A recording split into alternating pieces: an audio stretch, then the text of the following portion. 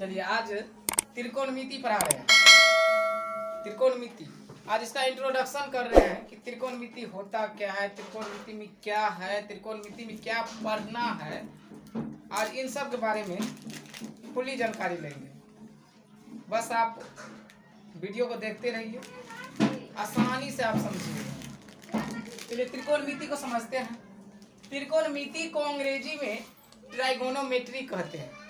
त्रिकोणमिति को जो है अंग्रेजी में कहते हैं ट्राइगोनोमेट्री। और ट्राइगोनोमेट्री जो है देख लीजिए, ट्राइगोनोमेट्री ट्राई, जिसमें ट्राई का मतलब होता है तीन, ट्राई का अर्थ होता है तीन। और गोन का अर्थ होता है भुजा, गोन का अर्थ होता है भुजा। ट्राई का अर्थ होता है तीन और गोन का अर्थ होता है भुजा। अब मेट्री, ये ट्राई देखिए, ट्राई गोन और मेट्रोन होता है मेट्रोन। मेट्रोन का अर्थ होता है माप,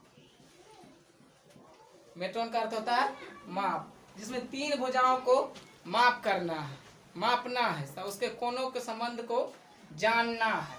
तो त्रिकोणमिति ट्राई का मतलब तीन, गोनों का मतलब भुजाएं और मेट्रोन का अर्थ होता है मापना या किसी चीज को माप। ट्राइगोनोमेट्री का अर्थ हुआ कि तीन भुजाओं वाले आकृति को मापना है। तो मापेंगे कैसे? या तो उसके भुजा को या तो उसके कोण को। तो त्रिकोणोमेट्री में आपको तीन भुजा वाले, तो तीन भुजा वाले आकृति को कहते हैं क्या? त्रिभुज। और त्रिभुज में भी केवल टू केवल समकोण त्रिभुज। त्रिकोणमिति में समकोण त्रिभुज पढ़ना होता है। समकोण त्रिभुज के कोण और भुजाओं के बीच के संबंध के बारे में अध्ययन करते हैं त्रिकोणमिति में। समझ गए? तो त्रिकोणमिति में देखिए, ये समकोण त्रिभुज है। समकोण त्रिभुज कहते किसको है? तो जिसका एक कोण 90 डिग्री होगा, जिसका एक कोण 90 डिग्री होगा उसे कहते हैं समकोण त्रिभुज। और समकोण त्रिभुज के भुजा, तो भुजा देखिए ए, बी और सी। तो ए बी भुजा, बी सी भुजा और ए सी भुजा। इन भुजाओं के बारे में और उसके बाद कोण, इन कोणों के मापों के बारे में अध्ययन करेंगे त्रिकोणमिति में। तो इसका कुछ बातें हैं, महत्वपूर्ण बातें हैं, उसको समझते हैं। देखिए, समकोण त्रिभुज के 90 डिग्री के सामने वाले भुजा को कहते हैं कर्ण। समकोण त्रिभुज में 90 डिग्री के सामने वाले भुजा को कहते हैं कर्ण। और कर्ण का अंग्रेजी होता है हाइपोटेनियस। हाइपोटेनियस, इसलिए इसको सूचित करते हैं H से। इसलिए इसको सूचित करते हैं H से। कर्ण का मान कभी नहीं बदलता है, जो कर्ण का मान आया वही होता है। और कर्ण समकोण त्रिभुज की सबसे बड़ी भुजा होती है। समझ गए? कर्ण जो है समकोण त्रिभुज की सबसे बड़ी भुजा होती है। कर्ण का मान कभी नहीं बदलता है। अब देखिए, अगर हम थीटा यहाँ पर रख दें तो थीटा के हिसाब से लंब का मान बदलता रहता है। थीटा के सामने वाले भुजा को ही कहते हैं लंब। ये थीटा हुआ ना, और थीटा के सामने वाला ये भुजा, इसको कहते हैं लंब। लंब का अंग्रेजी होता है परपेंडिकुलर। परपेंडिकुलर, इसलिए इसको सूचित करते हैं P से।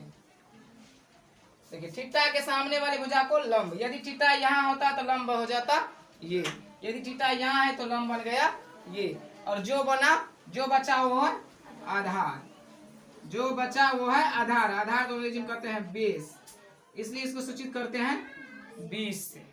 सूचित करते हैं 20 से।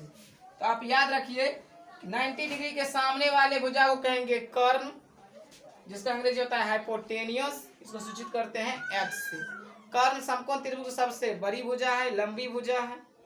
कर्ण का मान कभी नहीं बदलता है।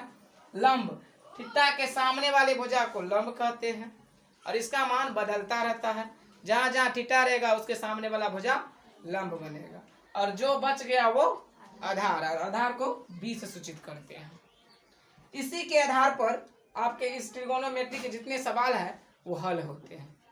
इस समकोण त्रिभुज के संबंध में एक मैथमेटिशियन, एक गणितज्ञ पाइथागोरस साहब ने एक प्रमेय के हिसाब से, पाइथागोरस प्रमेय से एक फॉर्मूला दिया।